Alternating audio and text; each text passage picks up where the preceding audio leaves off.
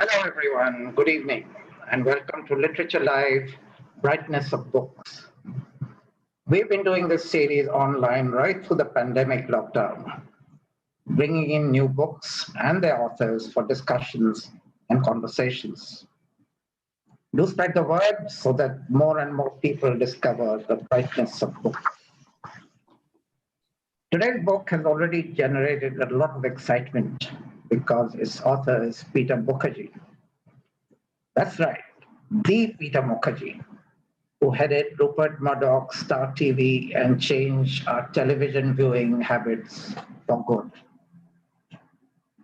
His book is appropriately called Starstruck, Confessions of a TV Executive.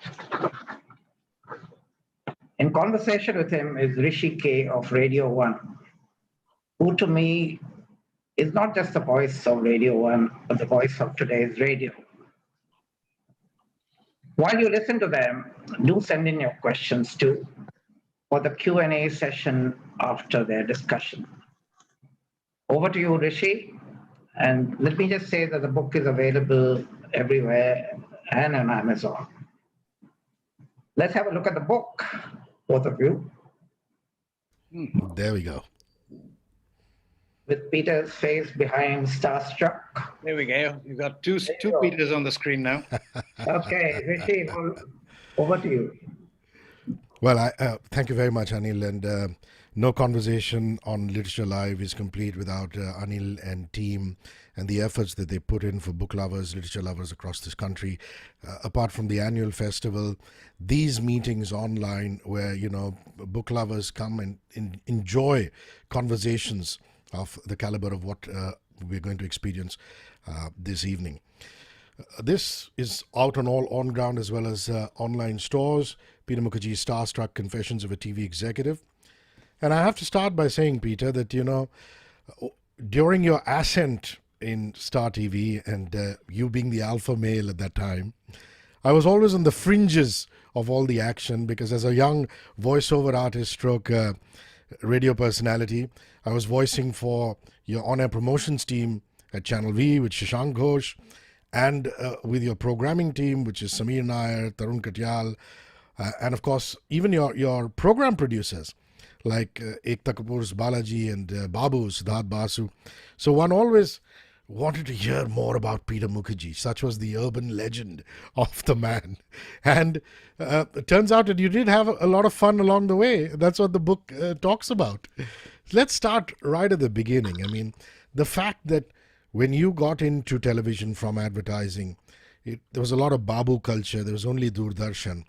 What motivated you and, to quote a famous Hollywood film, A Few Good Men, to go out there and, go where no man or woman had gone before in the TV business? Let's start with that.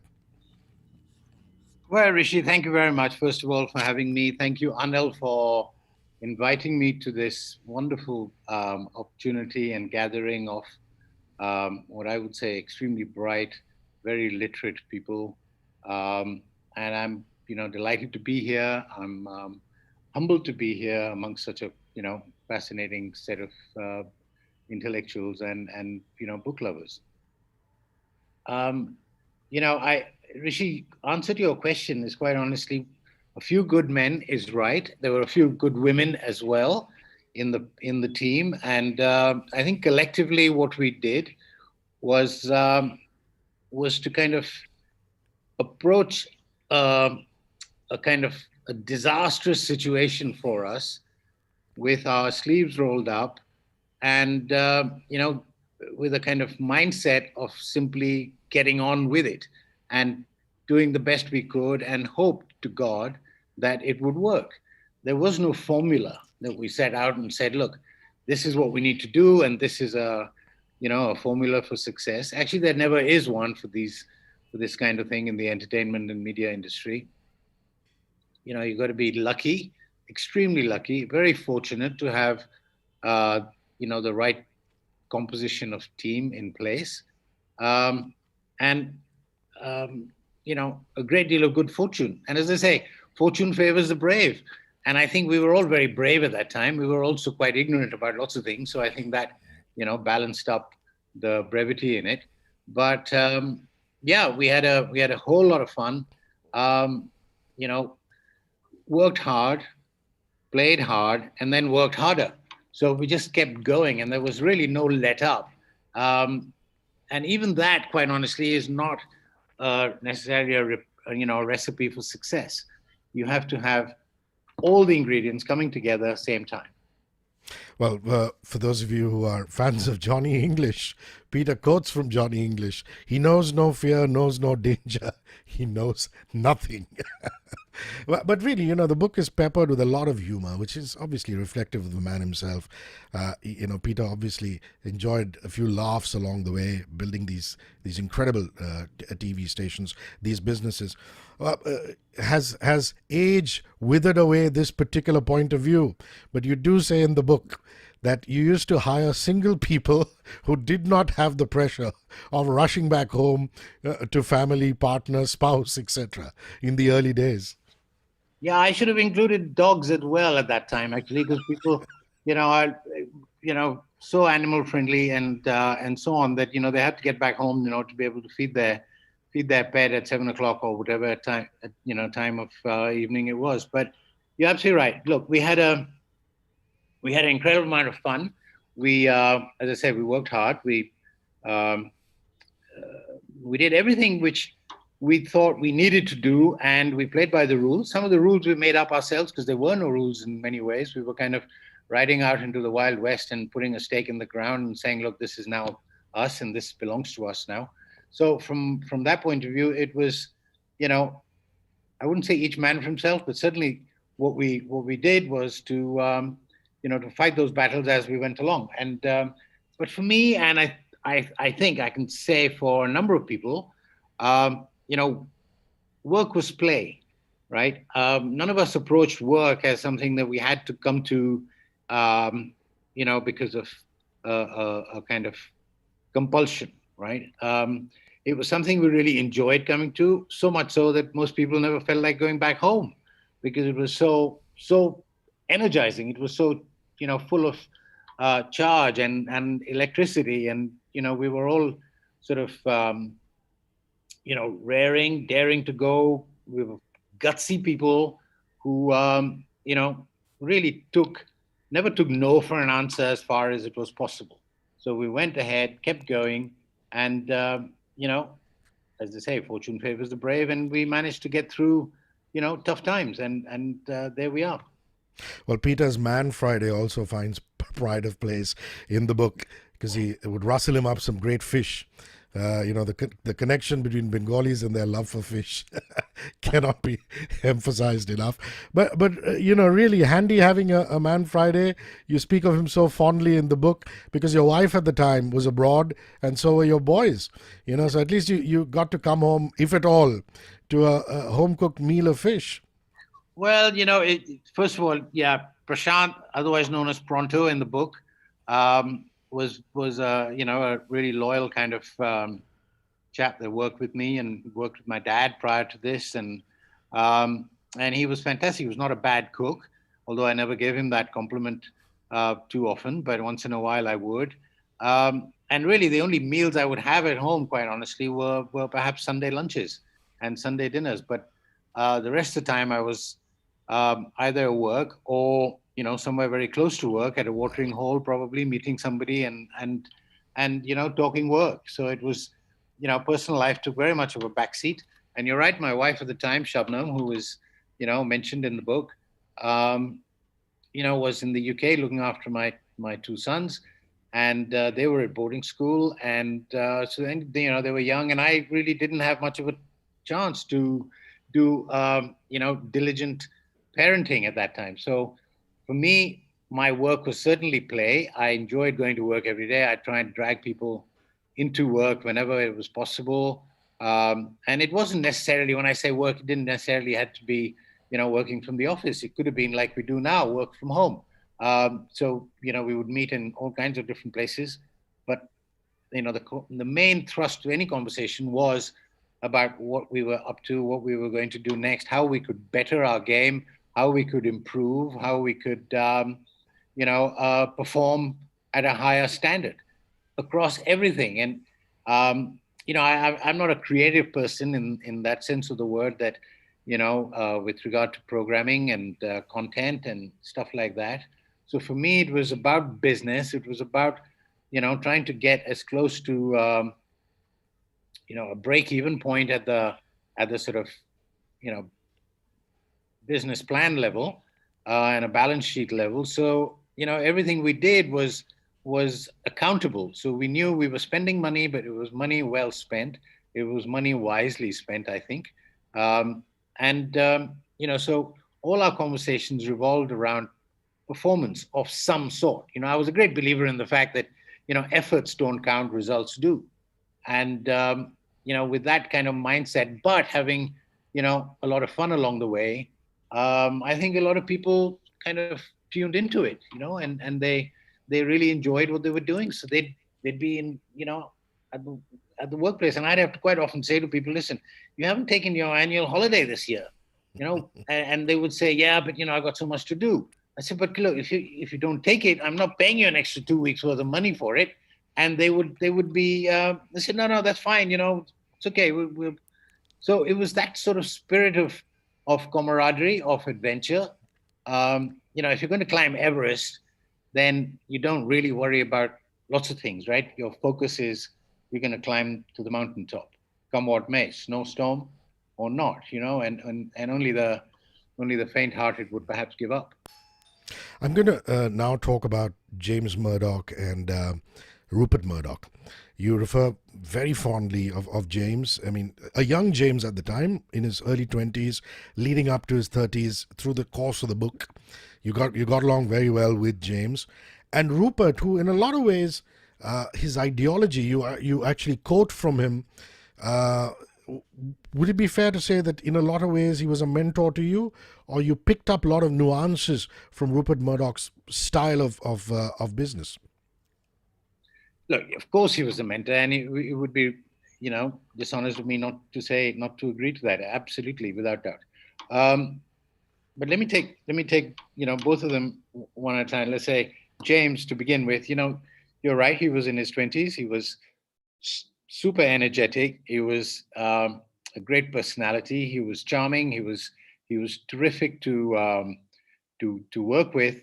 But the biggest advantage that we all as a team had in having James close at hand was the fact that he could literally quite often pick up the phone, talk to Dad, and get things moving and get decisions made very, very quickly. Whereas in a regular and a conventional business hierarchy, that would have been very difficult for, let's say an executive, no matter how senior, to constantly call Rupert about whatever it might have been. Whereas with James, it was so different. You're calling your dad about something, and you talk about this with regard to business, and that would work. It speeded up decision making, phenomenally for us.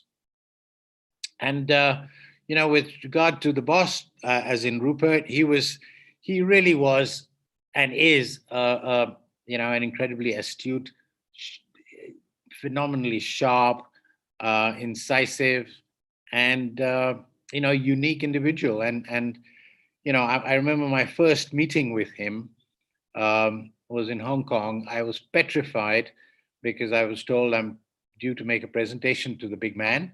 And of course, like everybody would do, you prepare your in those days PowerPoint to perfection as far as possible to make sure there are no mistakes. And I'm not a great computer wizard, so I had to kind of take a lot of help from a lot of people to put it together.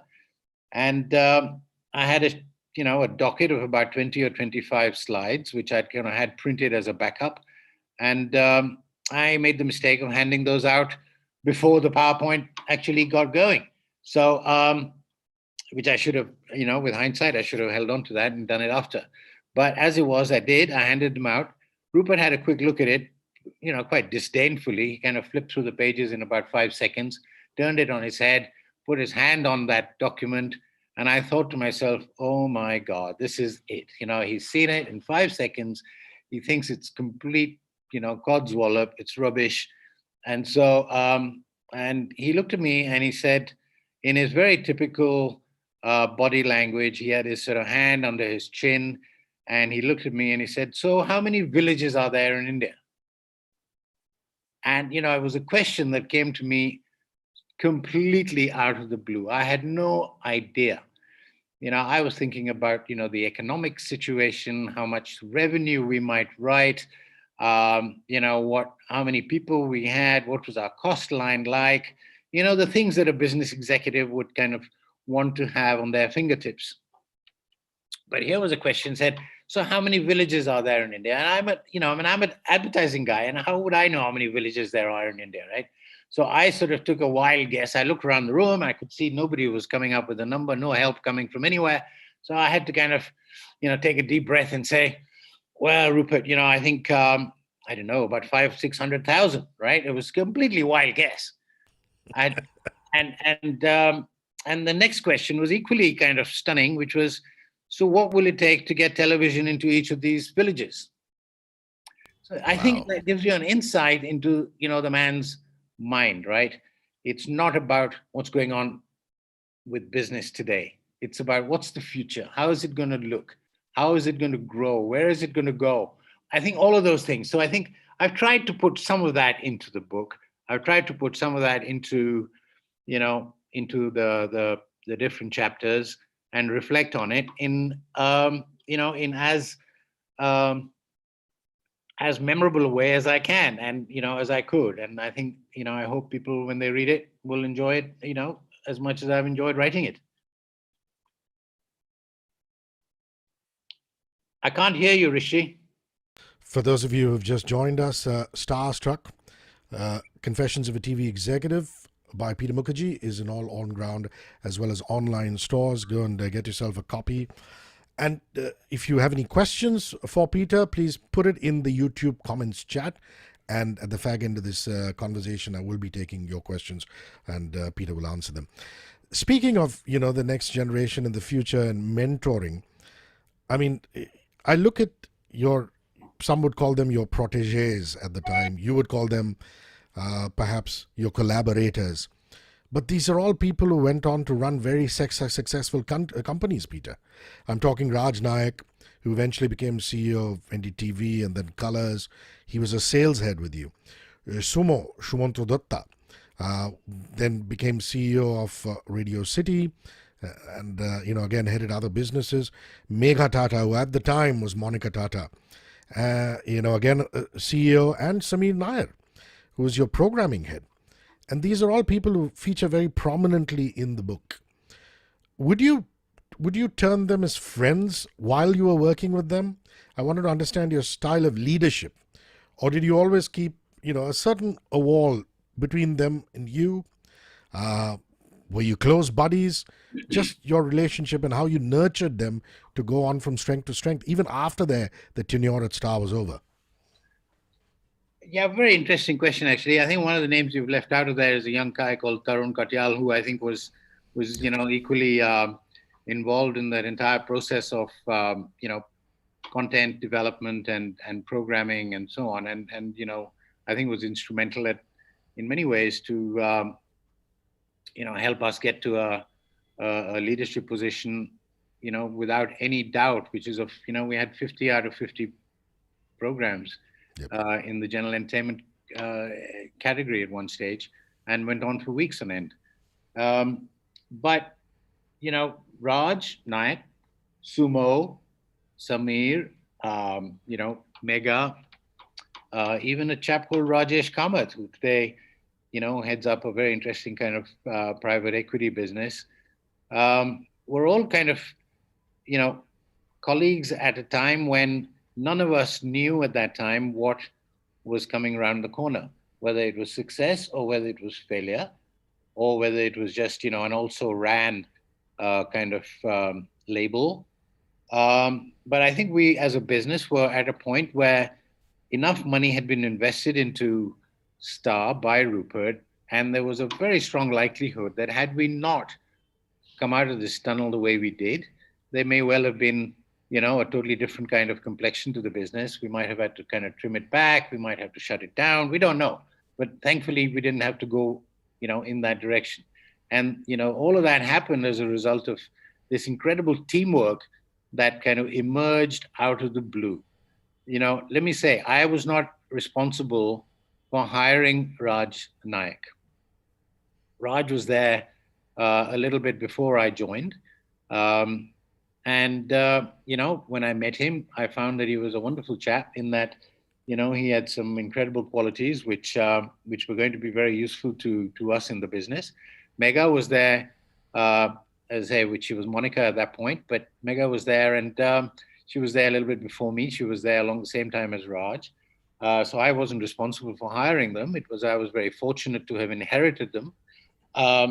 Samir was, I can't remember exactly. I think he joined much later, but he joined in Chennai, and it was not somewhere that, as a business, we had a great foothold, but he was doing, making promos for Star movies to begin with. And as mythical as it might be, most people thought that anybody who comes from Chennai doesn't know a great deal of Hindi, right? So, but Samir was quite the opposite. He knew Hindi perfectly well, and he managed brilliantly. Sumo is somebody, yes, I did hire. And I must tell you a little story about Sumo. When I hired him at one point, he was running our little office in Calcutta, which we ran out of the Oberoi Hotel because we didn't have the confidence that we would need to set up a proper office. So we were running it out of a room at the Oberoi Hotel in Calcutta. And Sumo one day called me and said, "Listen, Pete, I have a bit of a problem. We're spending all this money in this hotel, and I don't seem to be writing any enough revenue. It's going to come, but it's not there yet. So you might want to reconsider shutting it down and doing something else. And maybe I'll work from home and stuff like that." And this went on for a few weeks, and he said, "Listen, I'm really worried about this, so maybe I ought to leave. And I'm thinking of maybe resigning." So I kind of called his bluff and said, "Okay." And I didn't know that he was testing the water with what my intentions were. So I sent him a mail back and said, "Look, okay, so nice to have you in the company, and really nice. Be sad to see you go. I'm going to have to inform everybody that you're leaving, and here's my goodbye letter to you." But I never sent it to anyone. I just sent it to Sumo, and Sumo within seconds got back to me and said, "Boss, what have you done? I was just having a conversation with you, and you've told everybody." And then I had to calm him down and say, "No, I haven't actually. I was just seeing whether you were, serious or not. And I'm glad you're not serious about leaving because, you've got great things ahead of you." So I think, the personal chemistry that each of us had, and I had with each of these people, and they had with me, was at that point not as a team. We were a team, but I had a one-on-one relationship with each one at a different level, right? And I think that's what came together when we all sat around a table and talked about things. We could speak our mind without fear of retribution in any way. We were all on first name terms, of course.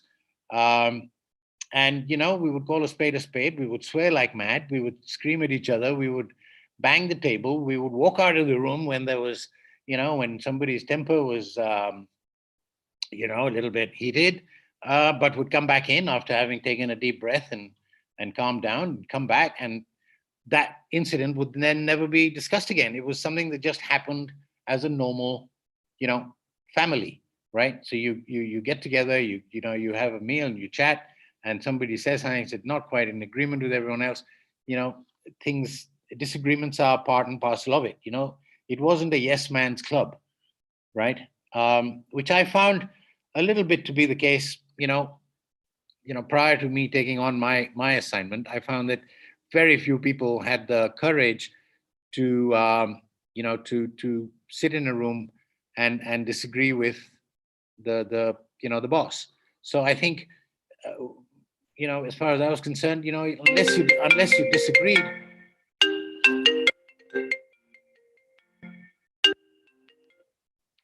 unless one disagreed, it was,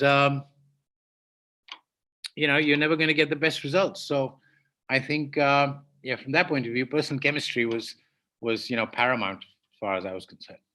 Well, I can say this because Raj, Megha, Samir, Sumo are all friends of mine, and all of them look upon their time spent at the Star Network in your team very, very fondly in terms of life lessons. And really, indeed, this book for all of you carries some very valuable management lessons, because Peter actually talks about handling Raj at one end, who's the pragmatic sort, Sumo, the emotional sort, and they're both heading verticals for him as sales heads. And what is it with you sales guys becoming CEOs of companies?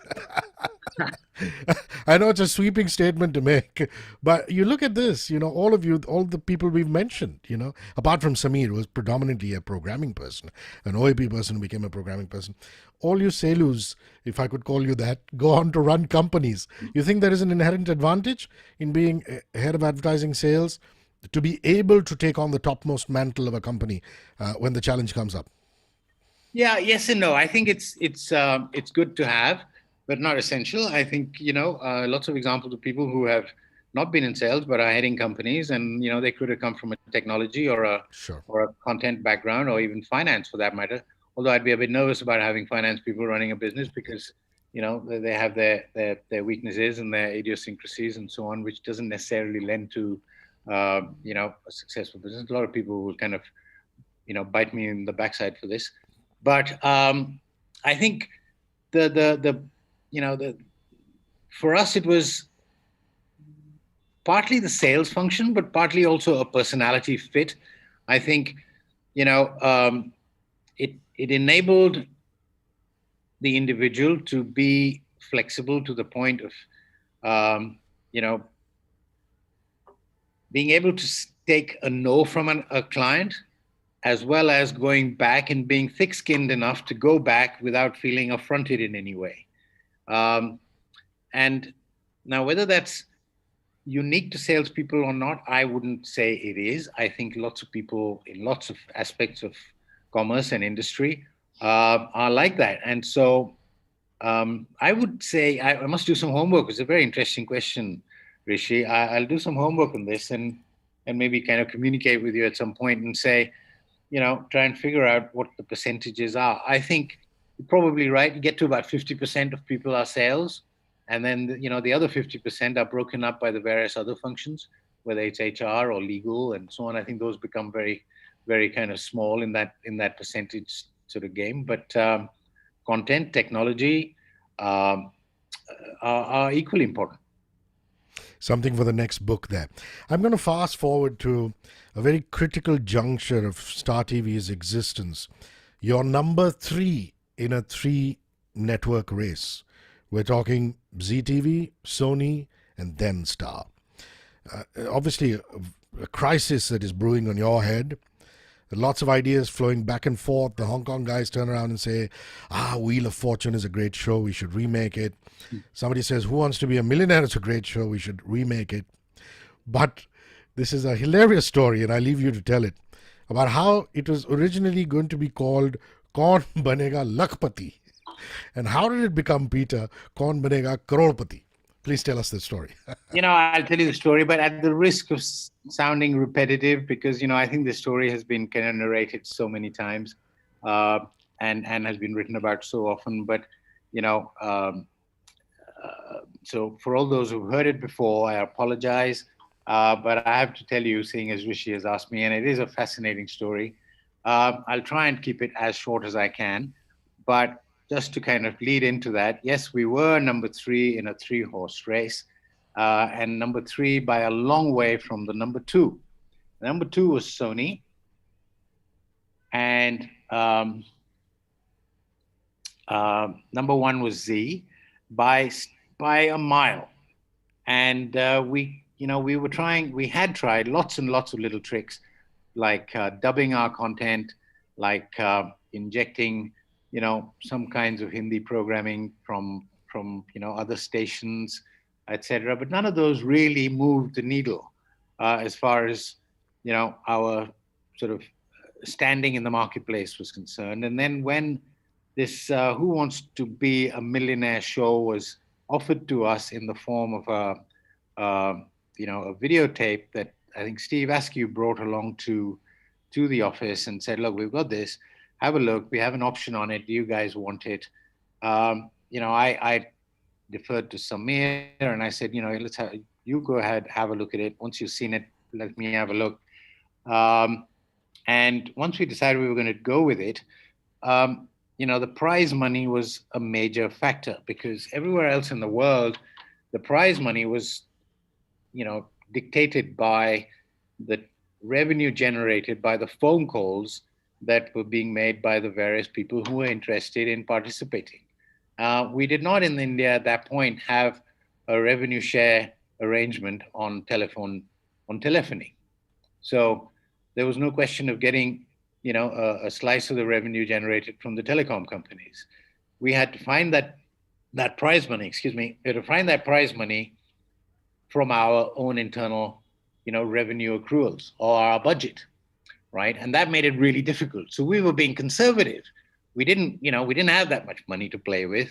We were, nervous about the show. We weren't sure whether it was going to work. It was a quiz show effect, in a general entertainment channel at prime time, was, all big question marks, right? And it was going to replace the 9 o'clock news, which was, one of our biggest revenue earners.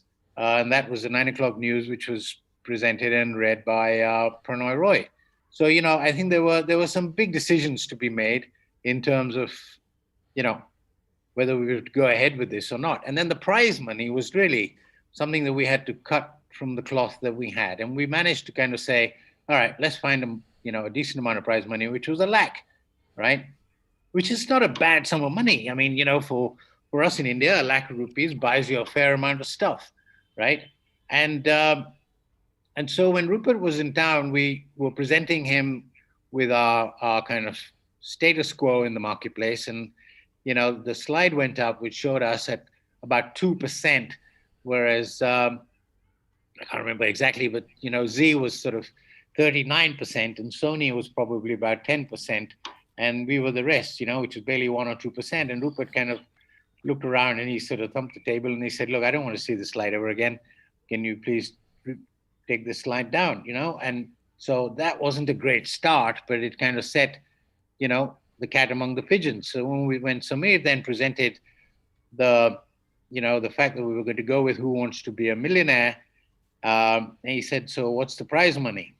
Because everywhere else in the world was either £1 million or it was $1 million, something like that. And so, we said it's a lakh. And so he said, well, what's a lakh in real money? Right. And so I think, somebody who was, quick off the mark on math said, look, it's about $2,000. He said, what? $2,000 can't be. He said, that's not nearly enough. What's the next big number? And, there isn't a million sort of conversion in rupees, right? So the next big number was a crore. So it was multiplied by literally 100 times. And he said, well, we've got to go with a crore then. And that was it. So, all the head of finance from Star in Hong Kong, there was somebody from News Corp in New York in the meeting. And, they didn't say a word. They knew how we'd got to a lakh because that was what our budget kind of allowed. And Rupert, bless him, has I think a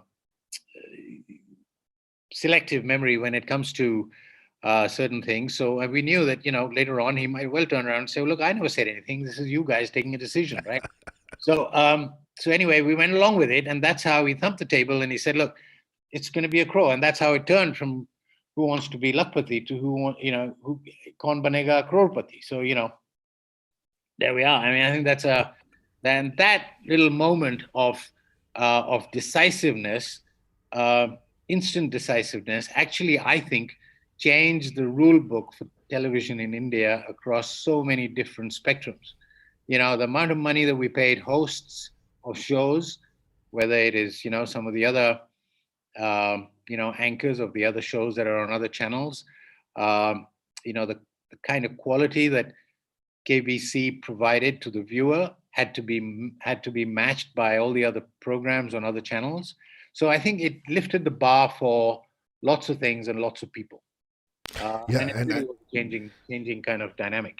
And for those of you who fancy a bit of Bollywood drama, though Peter says that the only star he knew of, other than perhaps Dev Anand, was Mr. Amitabh Bachchan at the time, there is an entire nugget where Sameer Nair and Peter Mukerjea of Star show up at Mr. Bachchan's house past 8 p.m. and the discussions keep going on and on and on.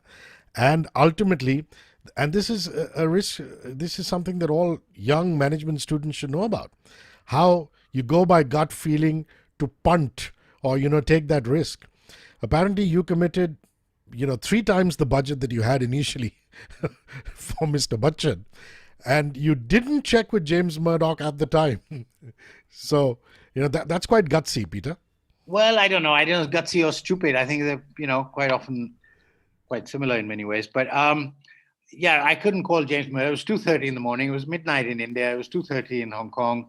And there was no way I was going to call him, wake him up, even if he wasn't awake. I don't know. To call him and say, look, I need to kind of pay him 3 times as much money. He would have, he would have used some very choice words for me at that point and put the phone down. So rather than go through that, I figured it was better to apologize than to take permission at that point. So Samir and myself were sitting in the car, and I think we'd had a few fags by then, and we sort of said, look, I think we'll go ahead and do this, and we'll deal with this tomorrow, because, that's the only way to go forward. And I thought to myself, what would Rupert do in a situation like this? And I think for me, that's the kind of nuance sort of thing that I've kind of learned over the years in having worked with News Corp and worked, under his leadership, was, you take risks and you should then know how to handle it. And I think we were very fortunate. As I say, fortune favors the brave. And so we went in and shook hands with Amitabh Bachchan on this, and the rest is history. I had to explain to James the next day, but I figured that if the show was good, we would come through. And I also knew we didn't have to pay the host immediately on day one. We had to do it over a period of time, and if the show was going to work, we would recover that additional money that we paid him as a fee in advertising revenue. So, we would get to balance the book. So I think, at the end of the day, it worked out all right. It could have gone horribly wrong, and, I'd be in, in a different kind of situation today. Peter, man management is so important when you're part of large corporations, especially when you're CEO. And in the book, you talk about how two individuals who actually you had tremendous respect for at a personal level. Only coincidence that all three of you happen to be Bengalis. The great Prannoy Roy, who you had a contractual agreement with, because NDTV was putting out all the editorial content on Star News when you first started it off. Unfortunately, that relationship didn't stand the test of time in terms of a professional relationship. And also Ratikant Basu, because here was Star TV at the time, very cool, very modern, very hip. Your ways of doing things were not textbook-like. And then, for whatever reason, the company goes out there and hires a former bureaucrat who, like you say, you get along very well with him and his wife, but brings along his own cronies, and they're used to a very Babu kind of culture. So talk about Dr. Roy, Mr. Basu, and that phase of your existence at Star TV. Well, let me talk about Dr. Roy first, because I knew him from when I was in school, and he was a school captain when I had just joined. So he was, a good 6-7 years senior to me. And at that age, you kind of look up at a school captain from, when you're kind of tiny, you look at them as something close to God, because they have all the privileges, they get all the benefits, you don't get anywhere close to them because they are just almost untouchable in that sense.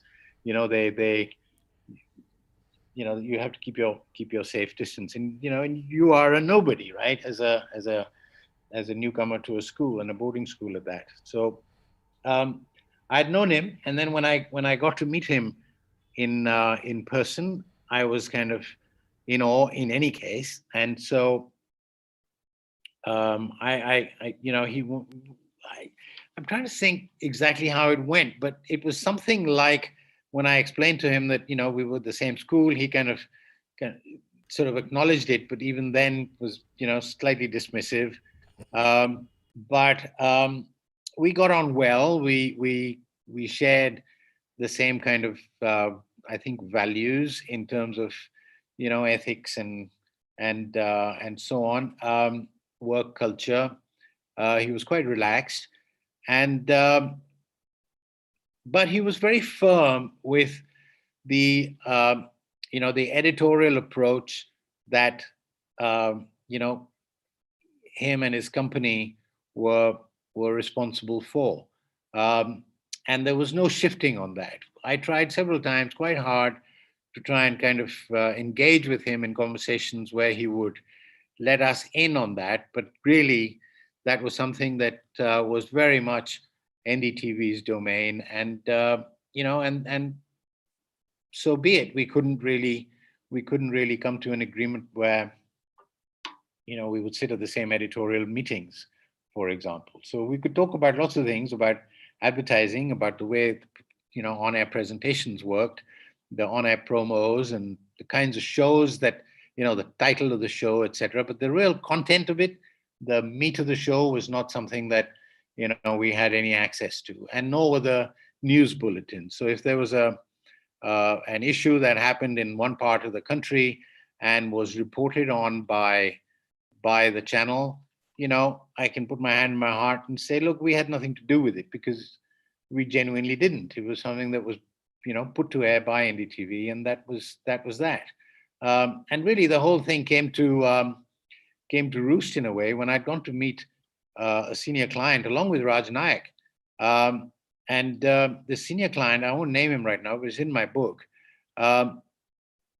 said that, after a long conversation, he said, look, I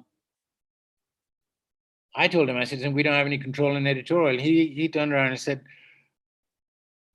but Mukerjea Saab, Malik ka koi Malik nahi hota hai. And that stuck with me, and it obviously, the fact that I'm repeating it still stuck with me. So basically, it was saying, look, you guys write his checks, so you guys have got to be responsible. And so whatever goes to air should be your responsibility. And that thought then as I say, stuck with me. I narrated that incident to James over a period of time. And we had to discuss that with Pranoy, which we did. And when our kind of contractual term was getting to a point where it was coming to a close, we needed to have conversations about, how we go forward at the end of that period, and to see if we could do something, but slightly differently on the editorial front. But seeing as that was not happening, so we had to part ways, sadly, but we did. Now working with Pranoy or having him at close quarters was terrific. I mean, he was a thorough professional, and he had his own views, and one's got to respect him for that. And Mr. Basu?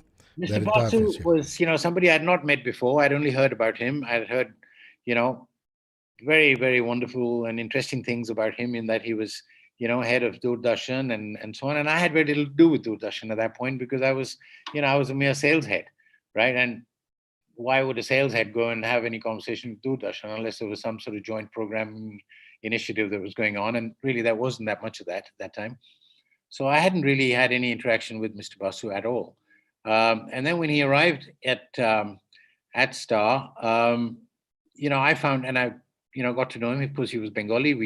We had an affinity on that front. His working style was, I would say, interesting. It was a little different to what I was used to. And I think, had I been in his situation, and moving from a corporate environment into a government bureaucratic role, I would have been, as much as a fish out of water as perhaps Mr. Basu was when he came the other way from bureaucracy to a commercial organization, and not just a regular commercial organization, but we were a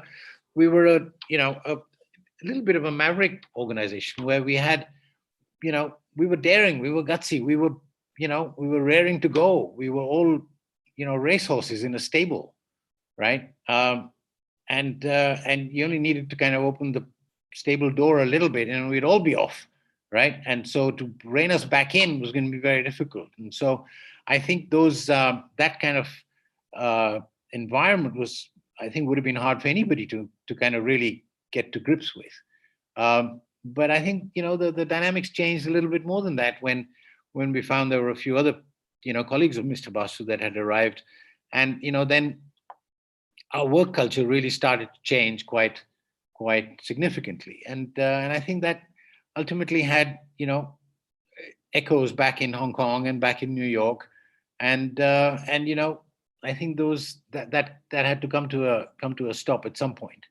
And that's what happened. So, but I've been in touch with Mr. Basu off and on since then, and a little bit with Pranoy, excuse me, and we continue to respect.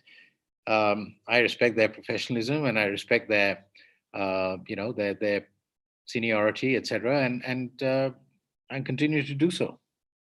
Pranay, of course, was doing that 9 o'clock bulletin, which went off and went on to the main Star News channel when Kaun Banega Crorepati came in. But post KBC, that band that you built, Ekta Kapoor at the time was, a young 20-something girl working out of her garage. I mean, yeah, her father was a movie star, it kind of bankrolled her initially. But again, it's a prime example of how, Sameer Nair, yourself, you took a chance and said, look here, it's okay to build Monday to Friday with a KBC, but can we back that up with more programming? And eventually you got 50 out of 50.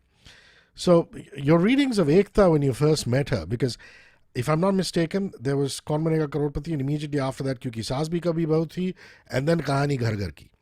And, subsequently, of course, there was an uproar. People said, is it regressive or not? But in terms of pure television programming, it was what the nation wanted at that particular point of time. Talk to me about that. Let me first be, one of the confessions that I think I've made in the book very clearly, and I hope people get that, is, I had, quite honestly, very little to do with programming. I mean, I got some of the, I was shining in reflected light in many ways because, I'm not a programming person as a lot of business heads are. And not just that, but I would take a positive backward seat when it comes to a programming meeting. And I would stay stum and be quiet because I didn't want to put myself or drop myself in it by saying something stupid. Because I didn't know about it. So, Johnny English, yes, absolutely. He knows no fear, no danger, and knows nothing. I was very, very much that when it came to programming, without a doubt. The people that led that initiative were really Sameer, Deepak Sehgal, Tarun Katyal, Shailaja Kejriwal, a whole bunch of people like that. They were the ones who kind of burnt the midnight oil and spent hours and hours over scripts, hours and hours over time slots, hours and hours over what our competitors' ratings were, and so on and so on. And when they finally put a show to a point where it would go on air, I think they had done as much homework that was practically possible in terms of making the show look really good. Now, 9 o'clock news for us was a big revenue. It was our biggest revenue earner at that point. And, it was going to be very difficult to kind of take that off or write a line through it and put something else in its place, not knowing how that was going to perform. So think about it in your normal life, if you had to kind of give up something that was, doing well for you and put something else in its place, you would really get the whole family together and say, look, are we going to do this? Or, are we making a big mistake here? Right. And then you get everybody's point of view, and there are people who are nervous about doing it. And there are people who are kind of, sitting on the fence, and there are people who are kind of aggressively saying, yeah, we must do it. So, you have to take a call. And the call that we took was, yes, we were going to move the 9 o'clock news out of that slot and put KBC in it. And not just do it one night of the week, we'd had to do it 5 nights in order to really give our competition no chance of being able to combat that one program with a great Hindi movie, right? Which was generally the kind of response mechanism from the other two channels, that they would put on a big movie title with either a Shah Rukh or a Salman Khan or somebody, or and in that slot, and make it very difficult for the viewer to watch anything but that movie. So, but to do that every night of the week for 13 weeks was going to be an impossible task, and so that was part of the calculated gamble that that everybody took. And now to follow that with something which was, as you said, I don't necessarily agree with that in so many words, that is what the country necessarily wanted, but it was what the country got, right? And people actually started watching initially to try, and then they kind of liked it a little bit. They came back the following day, and then they got it 5 nights a week. And bless her, Ekta was just incredible. She did a fantastic job. She still does. I mean, she leaves no stone unturned to get it right, to the extent that most of our programs had to be in Hong Kong because that's where it was being uplinked from. A few days before transmission date. But Ekta's tapes would leave the night before. And we used to have a courier guy sitting on a motorbike running the tape over from Ekta's office to the airport. Every night, somebody would be flying to Hong Kong with a tape in their, under their arm, and getting it, skating under the, the doors of the Star TV office, and getting it into the, the transmission rooms, running through the quality checks and the quality control for sound and so on, and putting it to air. And it was so frustrating for everybody because it was something that had never been done before. It was not in the DNA of Star to, have tapes coming in like 5 minutes before transmission time. It does not happen anywhere in the world. But it was happening, and there were arguments, there were bitter arguments, there were fights, there were, screaming matches about why is this happening? Why can Ekta not get it right? Why can't she know? But she was delivering the numbers. And so everybody, backed off to some extent and said, look, the numbers are looking good. So, you can't really knock her for that, and I think that really allowed for, for those shows to kind of go to air with, the last minute course corrections that could possibly have been done. Now, if those shows had the tapes had been sent maybe 3 or 4 days prior to that, as would have been the normal plan, maybe some of those last minute changes would not have happened. And maybe those, the programs wouldn't have been as successful. We don't know, but that's what happened. And, I think some of those little tales are really what, made the excitement in the company, and I thought, in the book, some of these things really, some of these stories had to be shared, and it couldn't go, just disappearing into the night. Okay, we're going to go to audience questions. So really the last one from me here. You get asked this a lot, but not on this platform. You're on it for the first time, so I'd like you to address this. The sheer proliferation of OTT platforms, will terrestrial television, will DTH, will mainstream TV as we know it remain side by side alongside with OTT platforms, or will they be dwarfed? Your answer, your response. Let me get my crystal ball out, all right? Like I have one. I don't know the answer to that, except I can just give you what my intuitive sense tells me, and I'll give you some sort of backcloth to that. I will say that I don't think there's any great threat that television per se is going to kind of die a sudden death, right? Because of OTT. OTT is here. It's going to be around. Television will continue to be around. Movies will continue to be around. Our spectrum is expanding, right? Lots of people said FM radio was a waste of time many years ago when the government launched FM radio stations, and it's not been so. I mean, I think radio stations are being innovative, and television is being innovative, and the dynamics, broader dynamics in our marketplace in India is that there's still an awful lot of homes that don't have a TV set even today, whether it's for reasons of economics, or whether it's reasons of not liking television, or simply not being able to having electricity, or whatever it is. Lots of homes just don't have TV. So those homes will, in their hierarchy of purchase, in those people's homes, the TV is very, very high, right? So if you ask them what they would want to buy, most likely be a mobile phone now, but they would also be a television very high up there in the top three. And so, that sort of growth is yet to be experienced in India. We're not a marketplace like China or even Indonesia where, television penetration is into the high 90s in terms of percentage. So I think there is a fair amount of growth yet to come, number one. And I think number two, the TV channels are themselves, improving on their content. They are, but I think having said that, one of the things they do need to do is to kind of reduce the length of their commercial breaks and the number of sponsors. One of the beauties about, OTT platforms is their sponsorship levels are constrained, and they're, and they don't have commercial breaks, which don't interrupt the flow of the program, and people love watching it. And they have, enjoy binge watching in many ways, and which I think television needs to kind of really address that. And I think if they do, then, they've got a really good lease of life coming up. Okay, we move to audience questions. This first one, Peter, is from Manuel Gomes.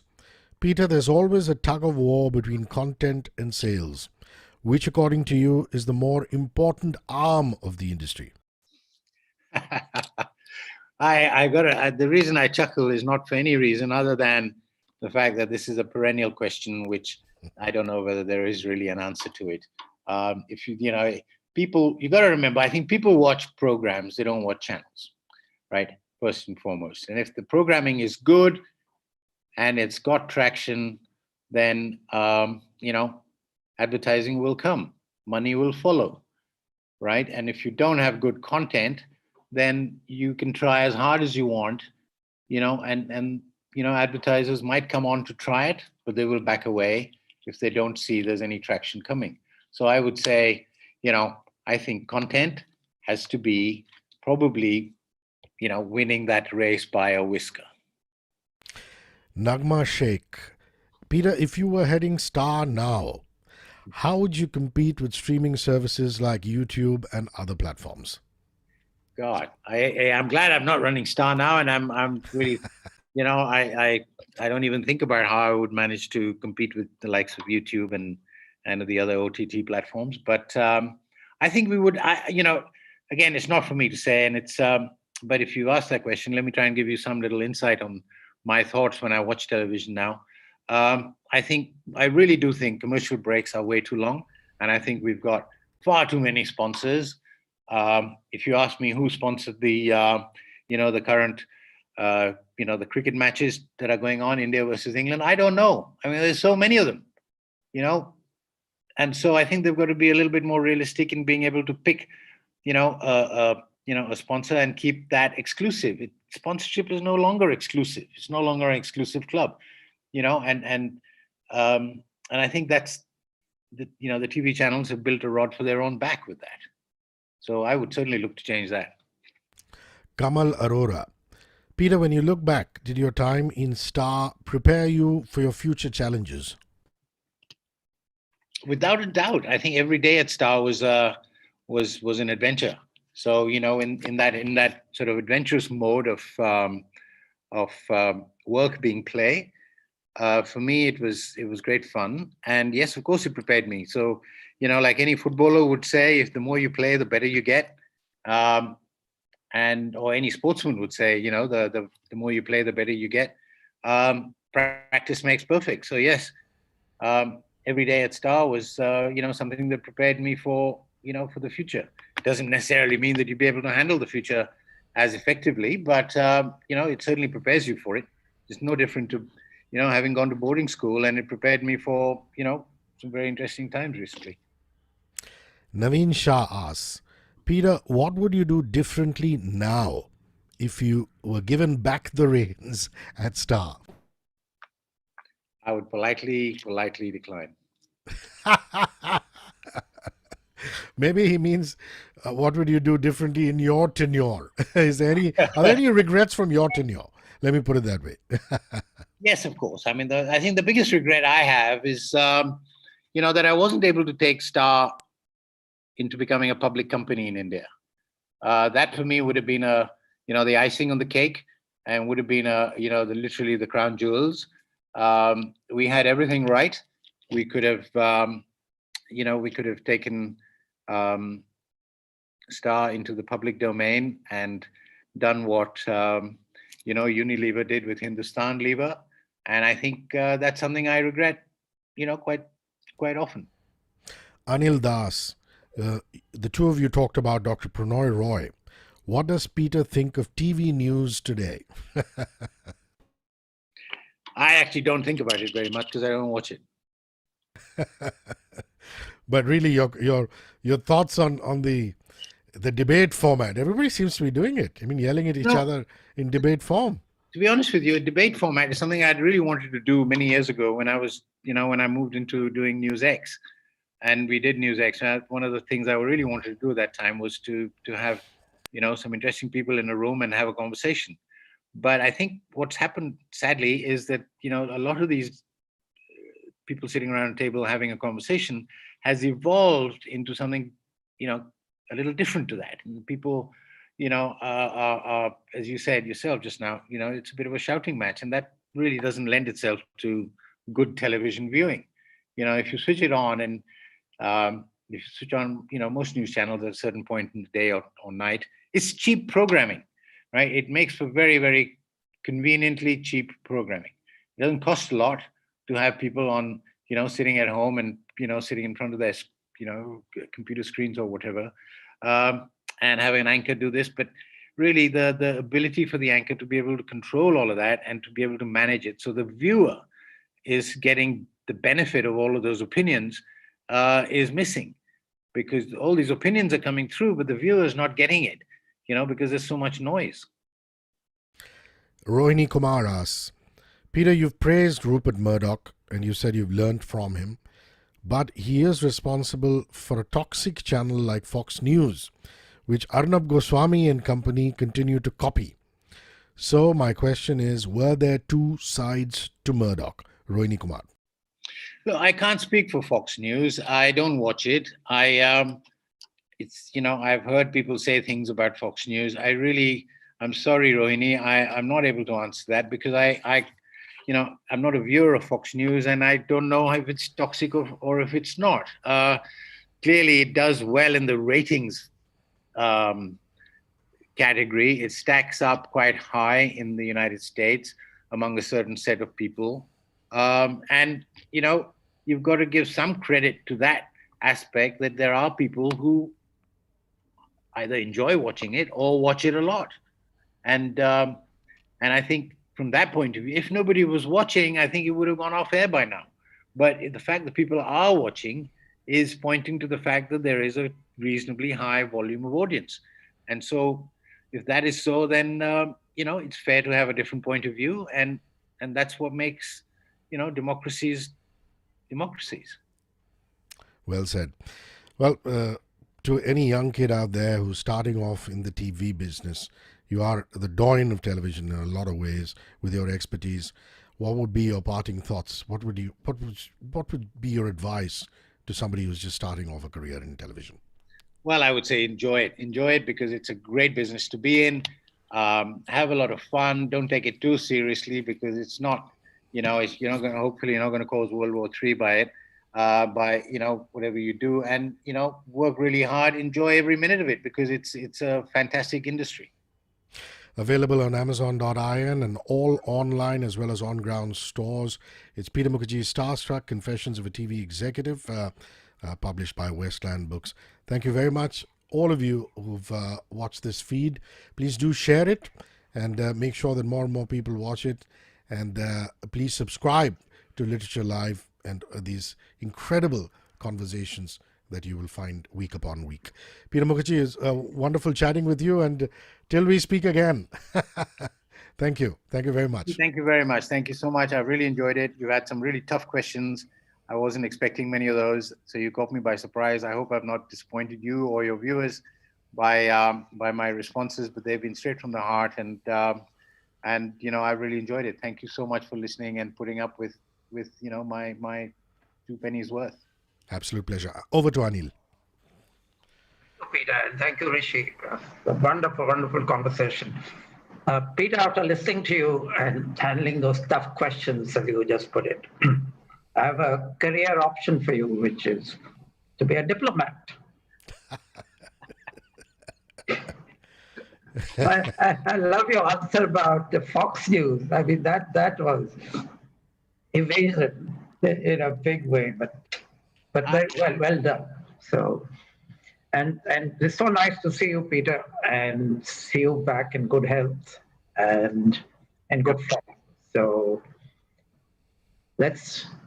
I'm wishing you and the book all success. And thank you again. Bye bye. Thank you, Anil, for having me. It's a real pleasure. And thank you for thinking of me. And I hope you enjoyed reading the book.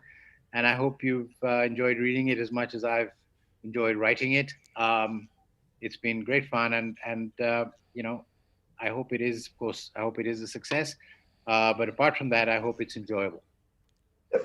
Thank you so much for having me. Thanks so much. And Hrishi, thanks so much for conducting a wonderful conversation. Thank you. My pleasure. Thank you very much, Anil. Good night, all. Cheers. Bye now.